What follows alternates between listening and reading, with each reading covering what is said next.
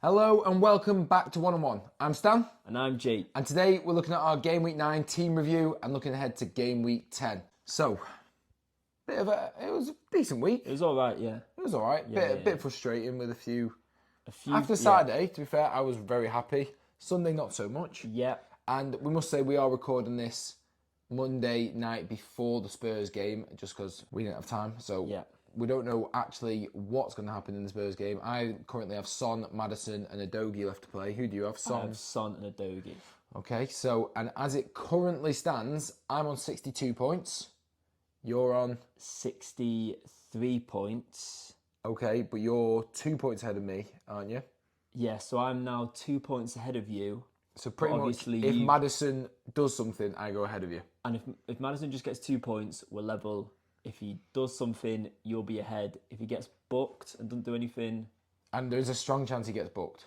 Hopefully. He always gets booked. So, but as of right now, that's in the future. I'm 2 points ahead of you, Stan. Okay, right, so as it stands. So, should we get into the team review just dead quick? So, let's do it. Very frustrating. Let's start with keepers. Me too, yeah. I mean, there's no keepers worth getting at the moment, can we just say? You might as well just have Turner and Areola. Which I think we both do. Yeah, but it very annoyingly, Turner looked like he was on for a clean sheet and then suddenly madness happened, Luton score. Yeah, 2. Bit annoying. Trippier, just... it's going to be really hard. I might be getting... We'll come into this later in the video. Yeah. It's going to be hard to get rid of him, but once again, another 10 points. He's worth his weight. He's unbelievable. The guy's unbelievable. So, obviously, Udogie yet to play. Then I had Simicast, 61 minutes played, 6 points. I dropped Cash to the bench, so that was great. I mean, the whole Liverpool team weren't great. They were rubbish. Yeah, they weren't great. Well, Salah did well. After you said after the video we did the other day and you said you were going to captain him, I very much contemplated it. I mean, I was very gung-ho on Haaland. And after the week before when I backed out of Salah last minute, I was like, do I go for it? And then watching the game, I was like, thank God I've not done it. Yeah. But, mate, he came up with 2 goals. It doesn't matter at the end of the day if it was lucky or not. Yeah. You know, it shouldn't maybe another penalty where they've got away with it again, but... I felt very fortunate to have. He didn't play well. He got a penalty that he had nothing to do with, and obviously that's the perks of having a penalty taker. Very true. And then obviously a last-minute counter-attack goal that... was all Darwin. Of course it was. And other than that, he did nothing. So I felt very fortunate to get the points. Obviously I've got Son and Maddison left, but then the 2 that let me down really. Diaby, 4-1 win. Yeah, that was annoying. Gets nothing. James Ward-Prowse. Also annoying. Really annoying. I think he's probably gone for me. Up front, Alvarez does well. Haaland, my captain. Do you know what it is? He scores, but you're not happy. Well, this is it now. This is if I said to you, like, as I haven't got Haaland, if Haaland's scoring 1 every game, you can I don't mind that. I don't mind because that's a lot of money. Looking ahead to United and Bournemouth next 2, I mean, United are really poor. So you know you'd fancy City. Is that home for City? No, it's away. It's at United. That doesn't even matter really, to be honest. But yeah, 62 points. It was a green arrow. I was up to 750k in the world after Saturday. I think I'm around 900 again. I don't know what it's going to be after tonight. Average around 52, so you know, can't be too annoyed. Yeah. But let's hope for. I mean, a lot of people have my Spurs 3. So yeah, which is a worry. Maddison. I'm just praying Maddison does nothing. I'm hoping he does a lot. Anyway, what would you get? So, fairly similar, obviously similar points. No Haaland, but captain Salah, which saved me dramatically. And then the other one was Watkins. I was a bit... He's a great choice, isn't he? Yeah, I was a bit low after Saturday because other than Salah, I hadn't got too much going for me. A Van Dijk clean sheet. Saka on my bench, which I still stand by. But... yeah, Watkins saved me pretty much, and obviously Darwin an assist. I mean, he should be starting. He should be starting. He should have come on way sooner. Surely he's going to start from now on because there's so much more threatening when he's on. But the one that did my head in, finished my Saturday off terribly, was Højlund. I'm a City fan, and it was tough to watch. We watched it together. It was laughable. It was. I don't know how they've won their last 2 games. I don't know. You can't keep scraping games like this, though. They are so poor. And I said to you, I'm not even sure Haaland would score goals in that team. Mate, I feel for Højlund a little bit, but at the end of the day, he's He had a couple of chances. He had a couple of chances. Well. He's inches off. He should he be getting on the end of them possibly? But for me, and I know, listen, he's working with scraps. In fact, no, I'm going to hold my tongue actually because it's terribly timed with the derby coming up this week, and I'm going to jinx it into. I'm going to jinx something. I think that could be a big result. It's a derby, so anything can happen. I expect them to have the one good game of the season this weekend, and then. Yeah. So we'll see, but I just don't. There's no excuse for being that bad. I don't care if you've got no. I know the back four's all over the place. They don't have Casemiro, whatever. There's no excuse for being that bad, and I don't know. You're the one that brought it to my attention. You're the one that said it. I don't know what their play style is, what their identity. I mean, Spurs have already got one since Postecoglou's done. Brighton, Burnley have got one. Brighton have got one. Newcastle, pretty much every team. Exactly, pretty much every team in the league has an Everton. They all have the. I don't know what it is.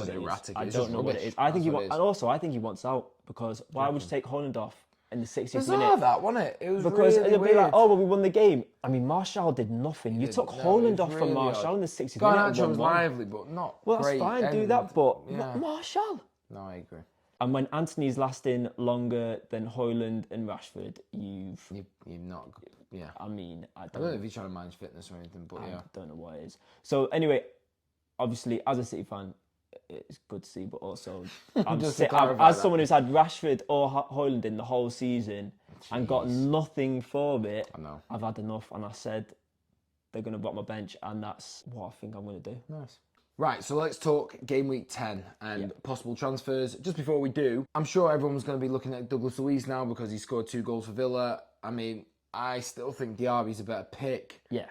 He's a holding midfielder. It's like we were talking about Casemiro and Rodri scoring. Yeah, you don't go. Oh my god, I want them right away. Yeah. Yes, he's on penalties, but I can imagine a lot of people want to buy him now because he's got 2 goals and he has scored a few penalties. Maybe I'm off on this, but my thought, like the likelihood of him scoring is as much as Rodri scoring. Really, like you said, it's only coming down to penalties. So you're literally just hoping that he gets a penalty. And it might be good if he was really cheap, but then again, you got 2, and I was backing James Ward-Prowse, and he's not backed so far. I backed him for his first 2 blanks of the season. So me too. Me too. But anyway. Looking ahead, is there any position? I'm sure you want to get rid of Højlund. Yeah. Would you consider Højlund to Alvarez maybe? So Stan, that's exactly what I'm thinking. Wow, it's like a Reggie mind. Wow, we are so in sync. Yeah, I mean it's a good move. It makes sense. It makes sense. But for me, I'm looking at my team, and I'm in a similar position that you were in last week, where I don't need to make a transfer this week, but I've got 2 free ones, so I might as well. And I've got 11 players, not including Højlund, that I'm very happy with playing. So I don't even necessarily need to bring in someone that's going to play. If you wanted to, but and due to my horrendous thought processes in terms of, not wanting to play, still being happy if City players score, even if they're not on my team. Right. I am thinking of getting Alvarez in just to cover City and Haaland for that Bournemouth home game next week. I think that's a good. But I wouldn't play him. I wouldn't start him this week. You wouldn't start Alvarez in? No, don't be silly. I wouldn't start him this week. Don't be silly. This is terrible advice. Don't be silly. No. I'm going to be starting Alvarez because United are rubbish. I hope he gets you a lot of points, Dan. I genuinely do. Wow. But he's going to be on my So is that the only move, really? No, so that's what I'm thinking. Other than that, the only person like you've touched upon is James Ward-Prowse. I watched the game and he puts in great deliveries and they're so close sometimes to it coming off, and he gets in good positions. The logic is there. It's very possible that he could come up with he could score a penalty, he could score a free kick, set pieces. I think coming down to that. Them though, isn't he? He's on some of them, yeah. He's on some of them, so which is strange. But yeah, and I've got 1.6 million in the bank, so I've also got the option. I don't know why I didn't do it. I asked you when I made my wild card as well. I literally remember sending you the text message being like Ward-Prowse or Bowen. I know. And I'm pretty sure you came back to me and said Bowen. I did. And because I would have got Bowen if I had the money. Exactly, but I thought I wanted more in the bank just in case. Yeah, you want moves. But Bowen, I think that's a really nice move. James Ward-Prowse to Bowen. Those are the two. Those are the 2 that I'm thinking, and they're both good options. So I like it. So yeah, what about you? I'm in a position where Trippier is obviously really good. They got Wolves away, but I can easily now, as I spoke about last week, if I just go 2 mil, I think Trippier will probably end up going up this week as well. So I could wait for that. But if I just go anyone Trippier to say Gabriel 4.7, they've got Sheffield. I could go for maybe Kufal. I could go for a Zuma. I could go for Pau Torres, Digne. I mean, I could double up with Aston Villa at the back, Digne, and maybe that would hopefully balance out, Watkins. But at the moment, I'm thinking Trippier to Gabriel, and that allows me to get James Ward-Prowse to Saka. So that'd be midfield of Maddison, Saka, Son, Diaby, Salah. It's very, very nice. That's beautiful. It is really nice. Now, I am worried about not having Watkins. You should be worried about not having Watkins, 100%. You've just got to hope that, like you said, if Villa get a clean sheet, that will cover him scoring a goal. So if you brought one of them in. And then also you've got Diaby who could cover him. But my concern would be as well, as someone who's not had Trippier the last couple of weeks, it's horrible. It's horrible seeing that Newcastle have scored because the likelihood that it's a Trippier assist is very high. So it's just balancing out. Would you want Trippier, or... I mean, I don't particularly want to get rid of Diaby before Luton. Yeah, you can't do that. That's what I mean. Yeah. But I could easily go, wait a week. I mean, you don't really want to do that, Sheffield.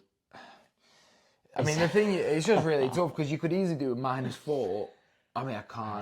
That seems a bit excessive. Yeah, I think I am thinking. I don't love taking Trippier out, but I just can't see how he stays in. I mean, Gabriel, could be a really nice move for Sheffield. And do you know the other thing is, who do I even play at the back? Simicast, really nice fixture. Yeah. Trippier got a nice fixture. Adogi, Crystal Palace away, really nice fixture. You got, who's another one? Oh, if you had Gabriel in or Trippier. Gabriel, yeah, that's what I mean. Either one. So it is, that's if anything, that's an issue. That it's another week where the fixtures are really good. But they're the weeks that set you up for disappointment. Because this week, my team should have done better than it did. It did okay, the only other thing I could do would be go James Ward-Prowse out to a 4-point. Or, no, I can't because I'd have to... Well, I could play a 4-4-2. I could play James Ward-Prowse out to a 4.5 and then go Alvarez up to Watkins. That's the only thing. But then there's no Saka. So, I mean, would you possibly... think of getting rid of Haaland at some point?